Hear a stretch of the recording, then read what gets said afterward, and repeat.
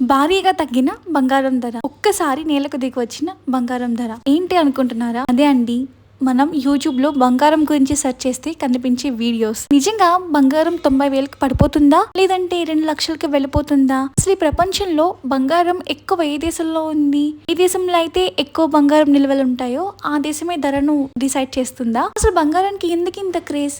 ఇవన్నీ నేను వీడియోలో క్లియర్ గా ఎక్స్ప్లెయిన్ చేస్తాను. వీడియో ఎండ్ వరకు చూడండి. ముందుగా మన ఛానల్ ని ఫస్ట్ టైం చూస్తున్నట్లయితే please subscribe to our channel. More interesting videos అలాగే ఎంటర్టైనింగ్ వీడియోస్ ఎప్పటికప్పుడు మీకు ఛానల్లోకి వస్తూ ఉంటాయి. So please subscribe and support us. బంగారం అనేది కేవలం ఒక మెరిసే లోహం మాత్రమే కాదు, ఇది ప్రపంచ ఆర్థిక వ్యవస్థకు వెన్నుముక్క లాంటిది. దేశాలు మరియు ప్రజలు ఎందుకు ఇంతగా కోరుకుంటారో తెలుసా? నెంబర్ 1, ఎకనామిక్ స్టెబిలిటీ అంటే ఆర్థిక భద్రత మరియు స్థిరత్వం. ప్రపంచంలోని ప్రతి దేశం తన కరెన్సీ, రూపాయి లేదా డాలర్ అలాంటివి విలువను కాపాడుకోవడానికి బంగారాన్ని ఒక భద్రతగా ఉంచుకుంటారు. కరెన్సీ మద్దతు, ఒక దేశ ఆర్థిక పరిస్థితి గందరగోళంలో ఉన్నప్పుడు ఆ దేశ కరెన్సీ విలువ పడిపోవచ్చు, కానీ బంగారం విలువ ఎప్పుడు స్థిరంగా ఉంటుంది.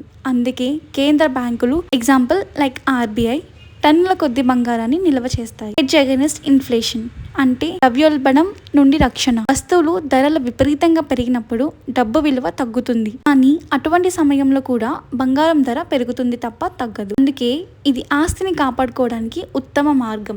నెంబర్ 2, సేఫ్ హ్యావెన్ అసెట్ అంటే సురక్షితమైన పెట్టుబడి. ప్రపంచంలో యుద్ధాలు, రాజకీయ అస్థిరత లేదా ఆర్థిక మాంద్యం ఏర్పడినప్పుడు పెట్టుబడిదారులు స్టాక్ మార్కెట్ నుండి తమ డబ్బును వెనక్కి తీసుకుని బంగారంలో పెడతారు. అంటే షేర్ మార్కెట్ సున్నా అయిపోయే అవకాశం ఉందేమో, కానీ బంగారం విలువ ఎప్పటికీ సున్నా కాదు అని ఒక నమ్మకం. ఉదాహరణకు ప్రస్తుతం 2026లో నెలకొన్న భౌగోళిక ఉద్రిక్తతల వల్ల చాలా దేశాలు తమ డాలర్ నిల్వలను తగ్గించుకుని బంగారాన్ని కొనుగోలు చేస్తున్నాయి. నెంబర్ 3, హై లిక్విడిటీ అంటే ద్రవ్యత. బంగారానికి ఉన్న అతిపెద్ద ప్లస్ పాయింట్ లిక్విడిటీ.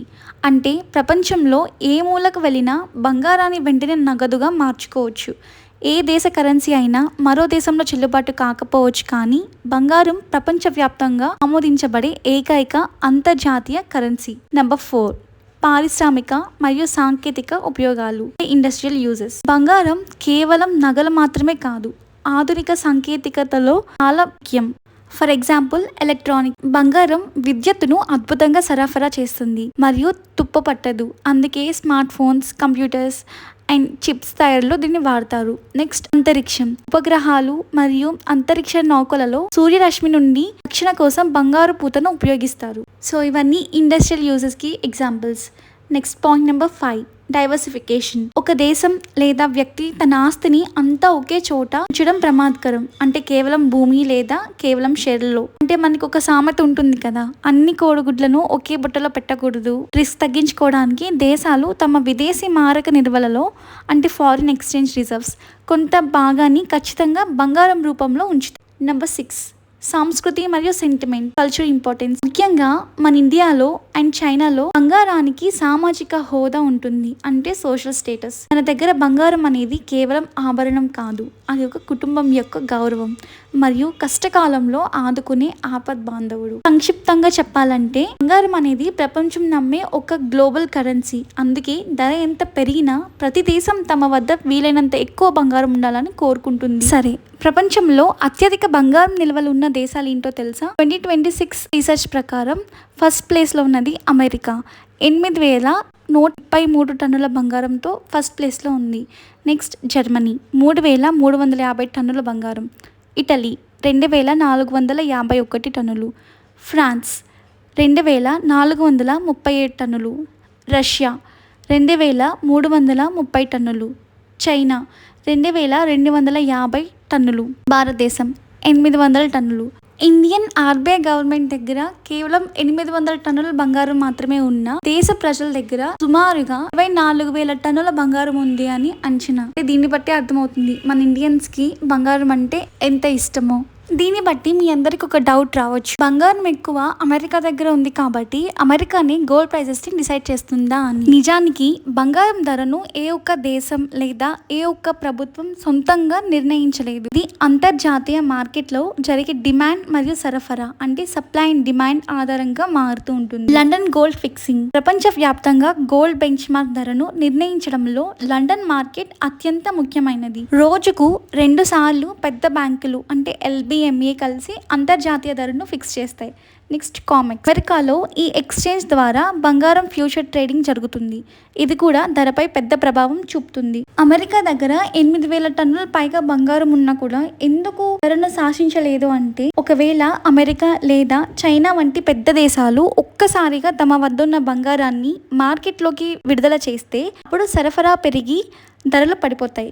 అదేవిధంగా ఈ దేశాలు పెద్ద ఎత్తున బంగారాన్ని కొనుగోలు చేయడం మొదలు పెడితే డిమాండ్ పెరిగి ధరలు ఆకాశాన్ని తాకుతాయి. 2026లో చైనా, భారత్ వంటి దేశాలు భారీగా కొంటున్నందున ధరలు పెరుగుతున్నాయి. బంగారం ధరను శాసించేది నిల్వల కంటే కూడా అమెరికా డాలర్ మరియు వడ్డీ రేట్లు. అంతర్జాతీయంగా బంగారం వ్యాపారం డాలర్లో జరుగుతుంది. డాలర్ బలపడితే బంగారం ధర తగ్గుతుంది. డాలర్ బలహీనపడితే బంగారం ధర పెరుగుతుంది. అమెరికా సెంట్రల్ బ్యాంక్ వడ్డీ రేట్లను పెంచితే బంగారం ధర తగ్గే అవకాశం ఉంటుంది. బంగారం మార్కెట్లో ఈ 3 దేశాల పాత్ర చాలా కీలకం. 1 అమెరికా డాలర్ విలువ మరియు వడ్డీ రేట్ల ద్వారా ధరను ప్రభావితం చేస్తుంది. 2 చైనా అండ్ ఇండియా. ఈ 2 దేశాలు ప్రపంచంలోని అతిపెద్ద బంగారం వినియోగదారులు. మన దేశంలో పెళ్లిళ్ళ సీజన్లో లేదా పండుగలకు మనం కొనే బంగారం వల్ల కూడా అంతర్జాతీయంగా ధరలు ప్రభావితం చేస్తాయి. ఎగ్జాంపుల్ చెప్పాలంటే, ఒక ఊర్లో ఒక వ్యక్తి దగ్గర ఎక్కువ బియ్యం నిల్వ ఉన్నంత మాత్రాన ఆ ధరను నిర్ణయించలేడు. ఊరందరికీ బియ్యం కావాలి అంటే ఇక్కడ డిమాండ్, మరియు బయట నుండి ఎంత బియ్యం వస్తుంది అంటే సరఫరా అని దానిపైనే ధర ఆధారపడి ఉంటుంది. కాకపోతే ఆ పెద్ద వ్యక్తి బియ్యాన్ని అమ్మడం ఆపేస్తే ధర పెరుగుతుంది. ఒక్కసారిగా మార్కెట్లోకి వదిలితే ధర తగ్గుతుంది. అంటే దీన్ని బట్టి మీకేం అర్థమైంది? ఏ కంట్రీ అయినా ధరను డిసైడ్ చేయలేదు, కానీ మార్కెట్లోకి ప్రవేశించి ధరను ప్రభావితం చేయగలవు. ప్రస్తుతం చైనా మరియు భారత్ వంటి దేశాలు కొనుగోలు శక్తి వల్ల బంగారం ధరలు పైకి వెళ్తున్నాయి. ఇప్పుడు అందరికీ ఇంకో డౌట్ రావచ్చు, ఇప్పుడు జరుగుతున్న వార్ వల్ల గోల్డ్ రేట్స్ ఏమన్నా తగ్గుతాయా అని. సాధారణంగా యుద్ధం వల్ల అమెరికా వంటి పెద్ద దేశం బలహీనపడితే బంగారం ధరలు తగ్గవు, ఇంకా పెరుగుతాయి. ఎందుకో తెలుసా?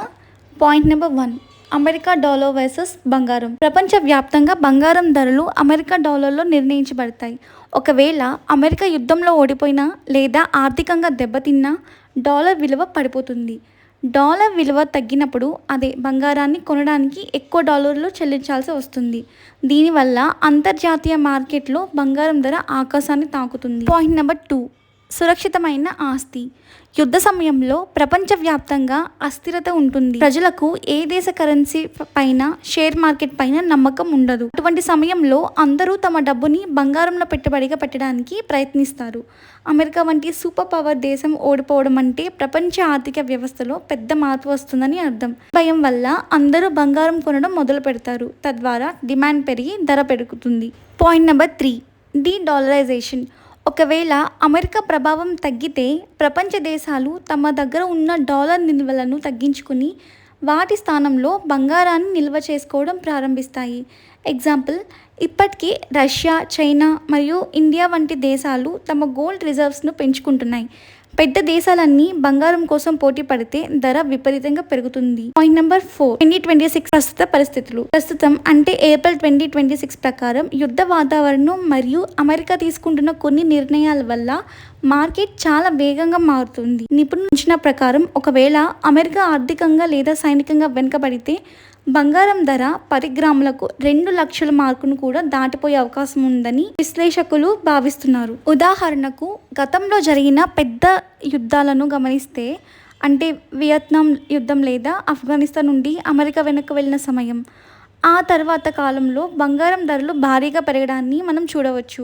ఎందుకంటే సూపర్ పవర్ దేశం బలహీనపడడం అనేది ప్రపంచ మార్కెట్లలో ఒక రకమైన అభద్రతా భావం కలిగిస్తుంది. అంటే అమెరికా ఓడిపోతే బంగారం ధర తగ్గదు, పైగా డాలర్ పతనం అవ్వడం వల్ల మరియు ప్రపంచవ్యాప్తంగా అభద్రత పెరగడం వల్ల బంగారం ధర రికార్డు స్థాయికి పెరుగుతుంది. కాబట్టి బంగారం ధర 90,000కి తగ్గుతుందన్న అంచనా ఇటువంటి పరిస్థితుల్లో నిజమయ్యే అవకాశం లేదు. ప్రెసెంట్ గోల్డ్ రేట్ 10 గ్రామ్స్కి 1,50,000 నుంచి 1,51,000 మధ్యలో ఉంది. మనం ఆశిస్తున్న 90,000కి ధర తగ్గాలంటే ప్రస్తుత ధర నుండి దాదాపు 40% పతనం అవ్వాలి. సాధారణంగా బంగారం మార్కెట్లో ఇంతటి భారీ పతనం చాలా అరుదు. 2022లో కూడా రష్యా ఉక్రెయిన్ వార్ వల్ల కూడా గోల్డ్ రేట్ తగ్గుతాయని చాలా మంది అనుకున్నారు. కానీ పెరిగాయే తప్ప అసలు గోల్డ్ రేట్ తగ్గలేదు. బంగారం ధరలు భారీగా తగ్గాలంటే వడ్డీ రేట్లు పెరగాలి. అమెరికా వంటి దేశాల్లో వడ్డీ రేట్లు విపరీతంగా పెరిగితే ప్రజలు బంగారంలో కాకుండా బ్యాంక్ డిపాజిట్లో పెట్టుబడి పెడతారు. అప్పుడు ధర కొంచెం తగ్గే అవకాశం ఉంటుంది. వార్ అయిపోయినా కూడా సుమారుగా 5 to 10% వరకు మాత్రమే గోల్డ్ రేట్ తగ్గొచ్చు. అంతేకాని 90,000కి తగ్గడం అనేది చాలా కష్టం.